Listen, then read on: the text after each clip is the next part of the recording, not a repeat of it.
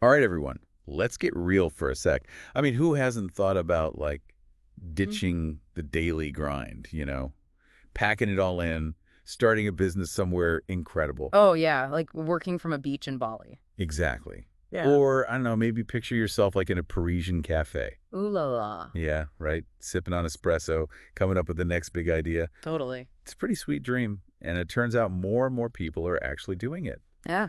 We actually found this super interesting report on the most entrepreneur-friendly countries for 2025. But hold on, before we all, go book those one-way tickets and start designing business cards, Yeah, we gotta pump the brakes for a second. there are some big questions to answer first. Like, what really makes a country good for starting a business? Mm. What kind of challenges are we talking about here? It's not all sunshine and roses, right? Definitely not. Everyone always gets so hyped up about the fun parts of being an entrepreneur abroad. But this report gets down to the nitty gritty, the stuff you absolutely have to think about. Right. Because let's be honest, setting up shop in a whole new country is a little more complicated than just, showing up with a laptop and a dream. Totally. This report digs into stuff like how tough the regulations are. Think like getting licenses and permits, figuring out a brand new legal system. Oh, and then there's taxes. You got to pay those, obviously. Yeah, and taxes can really eat into your profits too. Big time. And then, of course, you have to think about the market. Like, can you actually reach the people you're trying to sell to? Is there even a demand for what you're offering? Can you, like, go global from there?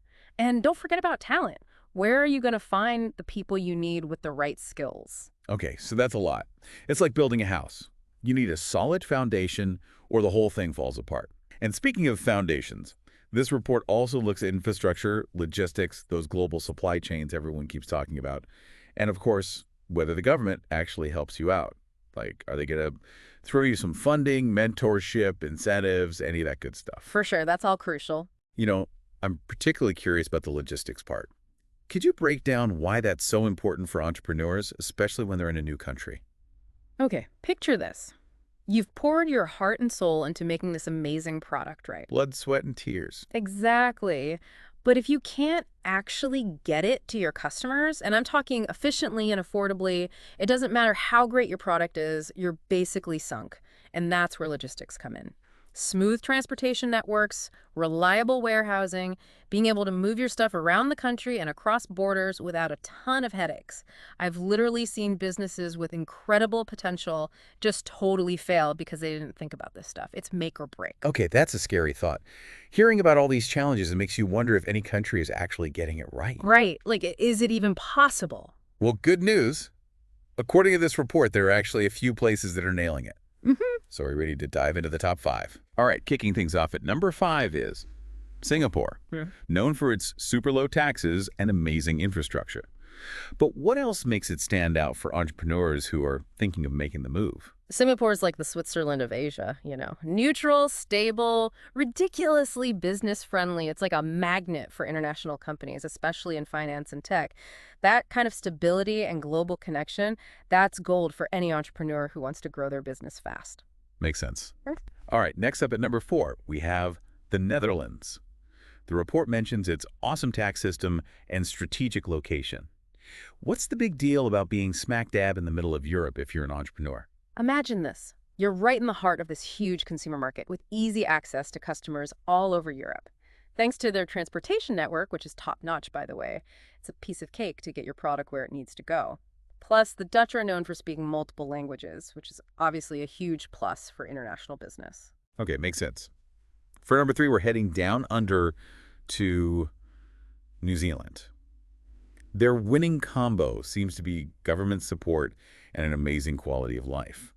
Is this like the ultimate spot for entrepreneurs who are trying to actually have a life outside of work? Totally. You've got a government that's like, hey, small businesses, we're here for you. Hmm. Tons of initiatives, funding programs, they really walk the walk. Plus, they're all about that outdoor lifestyle, well-being, escaping the rat race. Imagine finishing up work and then heading out for a hike in this incredible scenery. Talk about stress relief. Oh, I'm sold. Okay, coming in at number 2 is our neighbor to the north, Canada.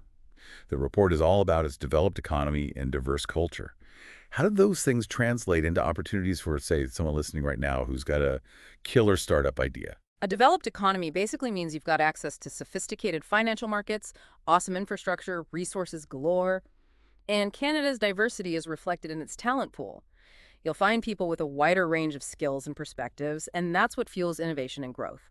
Plus, you're right next door to the huge North American market. It's a pretty sweet setup. Okay, drum roll, please. The #1 entrepreneur-friendly country for 2025 is Estonia. E-residency, digital infrastructure, low taxes. It's like something out of a sci-fi movie. Can you break it down for someone who might not be, a tech whiz? Picture running your entire business online. Digital signatures, registering your company virtually, no more drowning in paperwork. That's what Estonia's e-residency program is all about. Their digital infrastructure is out of this world, so doing business there is crazy efficient and streamlined. It's honestly revolutionary for entrepreneurs who want to work from anywhere. All right, Estonia is definitely doing things differently. Yeah. So to recap our top three, we've got Estonia for those who want to go all in on the digital revolution, Canada offering stability and a diverse market, and New Zealand for entrepreneurs who value a balanced lifestyle. But before we wrap up, I got to say something kind of jumped out at me. This report didn't really touch on climate change or political stability. Two things that are becoming more and more important for businesses these days, wouldn't you say? That's a really good point. I mean, those are long-term trends that are absolutely going to play a huge role in shaping the future of entrepreneurship. Think about it.